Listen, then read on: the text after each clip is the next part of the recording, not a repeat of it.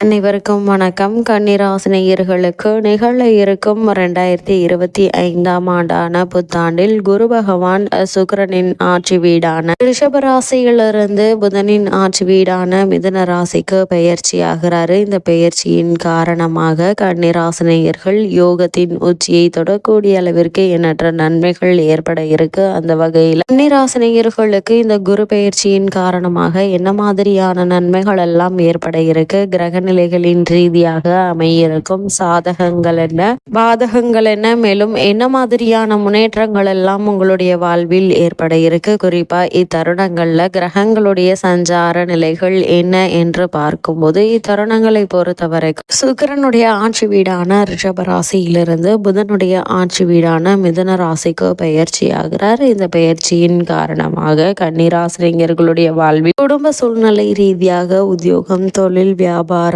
கலைத்துறை, அரசியல் துறை, மாணவ மாணவிகள், விவசாய துறையினர், பெண்மணிகள் என அனைவருக்குமே என்ன மாதிரியான நன்மைகள் எல்லாம் ஏற்பட இருக்கு என்பது குறித்தான முழுமையான பதிவை தான் இந்த வீடியோல நம்ம விரிவா பார்க்க போகிறோம். அந்த வகையில் குரு பகவானை பொறுத்த வரைக்கும் பொதுவா ஜோதிட சாஸ்திரப்படியும் ஆன்மீக ரீதியாகவும் குரு பகவான் ஞானத்திற்கு அதிபதியாக கருதப்படுகிறார். திருமணம் போன்றவை தடையின்றி நடக்க, நல்ல வேலை கிடைக்க, உயர்கல்வி பெற என வாழ்வின் முக்கிய நிகழ்வுகளுக்கு குருவினுடைய அருள் மிக முக்கியங்க. இதனை குரு பார்க்க கோடி நன்மை என்பார்கள். குரு பகவானை நாம் சென்று தரிசிப்பது கோடி நன்மைகளையும் புண்ணியங்களையும் தருமா, அல்லது குருவினுடைய பார்வை நம் மீது விழுவது கோடி நன்மைகளை தருமா என்று பார்க்கும்போது வாழ்வில் முன்னேற்றம், பலவிதமான நன்மைகள் பெறுவதற்கு குருவினுடைய ஆசி மிக மிக அவசியம் ஆகுங்க. குருவினுடைய பார்வை இருந்தால் எப்படிப்பட்ட பிரச்சனையாக இருந்தாலும் அதிலிருந்து மீண்டு வர முடியும் என்பது ஐதீகங்க. அது மட்டும் இல்லாம ஆன்மீகத்தில் 2 பார்வைகளுக்கு மட்டுமே கோடி நன்மைகள் கிடைக்கும் என்று குறிப்பிடப்படுகிறது.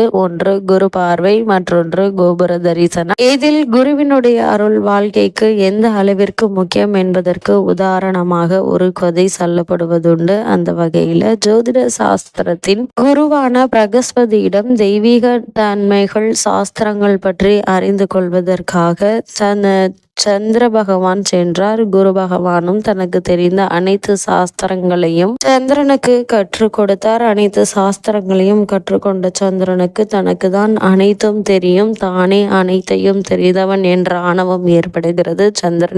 சந்திரனுடைய ஆணவத்தை அடக்க வேண்டும் என குரு பகவான் முடிவு செய்கிறார். அந்த வகையில் இதனால் சந்திரனை அழைத்து பூமியில் தற்போது பிறந்த குழந்தையினுடைய ஜாதகத்தை கணித்து சொல்லும்படி கூறி குரு பகவான். சந்திரனும் அந்த குழந்தையினுடைய ஜாதக கணக்குகளை ஆராய்ந்து எழுதினார். அந்த குழந்தைக்கு 1 வயது நிறைவடைந்ததும் பாம்பு கடித்து அந்த குழந்தை உயிரிழந்து விடும் என்பதை கணித்து சொன்னார். சந்திரன் கணித்தபடி அந்த குழந்தைக்கு 1 வயது முடிவதற்கு சில நிமிடங்கள் மட்டுமே மீதம் இருந்தது. அந்த சமயத்தில் சந்திரனை அழைத்து கொண்டு வானவீதியில் உலா சென்றார் குரு பகவான். அந்த குழந்தை என்ன நடக்க போகிறது என்பதை இருவரும் கவனித்து கொண்டிருந்தனர். சந்திரன் கணித்தபடி அந்த குழந்தை படுத்திருந்த தொட்டில் சங்கிலியின் மேலிருந்து ஒரு பாம்பு வளைந்து நெளிந்து குழந்தையை நோக்கி வந்து கொண்டிருந்தது. தான் கணித்தது சரியாக நடக்கிறது என்ற இருமாப்புடன் குரு பகவானை பார்த்து சிரித்தார் சந்திரன். ஆனால் குரு பகவான் அந்த குழந்தையை பார்த்து கொண்டிருந்தார். தன்னை நோக்கி ஏதோ ஒன்று பளபளப்பாக வருவதை பார்த்த குழந்தை அதை பிடித்து விளையாட முயற்சித்து உற்சாகத்தில் கை கால்களை வேகமாக அசைக்க துவங்கியது. இதனால் தொட்டில் வேகமாக ஆட துவங்கியது. குழந்தையை நோக்கி வந்த பாம்பின் தலை எதிர்பாராத விதமாக தொட்டில் சங்கிலியின் ஒரு துளைக்குள் மாட்டிக்கொண்டது. தனது தலையை மீட்கும் முயற்சியில் பாம்பு வேகமாக தனது உடலை சங்கிலியுடன் பின்னி முன்னும் பின்னும் அசைக்க துவங்கியது. இதை பார்த்து குழந்தை மேலும் உற்சாகமாக குதிக்க துவங்கியதால் தொட்டில் இன்னும் வேகமாக அசைந்தது. இதில் பாம்பின் வால் பகுதியும் மற்றொரு துளைக்குள் மாட்டிக்கொண்டது. தொட்டில் சங்கிலி வேகமாக ஆடியதால் அதில் உடல் இறுகி பாம்பு உயிரிழந்தது. குழந்தையும் 1 வயதினை பூர்த்தி செய்து 2வது வயதில் அடியெடுத்து வைத்தது. இதனை கண்டு அதிர்ச்சியும் தனது தோல்வியை ஏற்றுக்கொள்ள முடியாமலும் கோபம் கொண்டான் சந்திரன். தான் கணிந்த இந்த குழந்தையினுடைய ஜாதகத்தை மீண்டும் சரி பார்த்தான். கணிப்பு சரியாகவே இருந்தது. இதனால் பதற்றத்தில், ஜாதகத்தில் குரு பார்வை கூட இல்லையே, அப்புறம் எப்படி குழந்தை உயிர் பிழைத்தது என குரு பகவானிடம் கேட்டார். அதற்கு புன்னகையுடன் அமைதியாக பதிலளித்த குரு பகவான், ஜாதகத்தில் குரு பார்வை இல்லை என்றால் என்ன, அதுதான் நான் நேரிலேயே வந்து எனது முழு பார்வையையும் குழந்தை மீது செலுத்திக் கொண்டிருந்தேனே, அதனால்தான் இது நேர்ந்தது.